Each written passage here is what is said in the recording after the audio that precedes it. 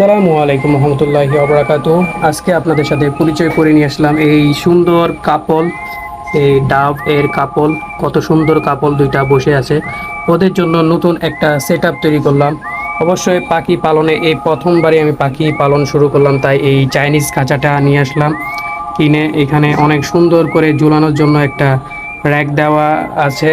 তারপর এই ডেকোরেশনগুলো কিন্তু আমি আমার পছন্দ অনুযায়ী আর কি সিলেক্ট করি এবং নিয়ে আসি। এখানকার এই যে পানির জন্য এই পটটা আনি, খাবারগুলো রাখার জন্য এই পটটা আনি, দেন এই একটা মই দিই তারা যেন হাঁটতে পারে। তারপর ওদের বাসার জন্য এই মাটির পাত্রটি দিয়ে দিই। তারপরে আপনার এখানে খেলার জন্য দুইটি জোড়া দিয়ে দিই।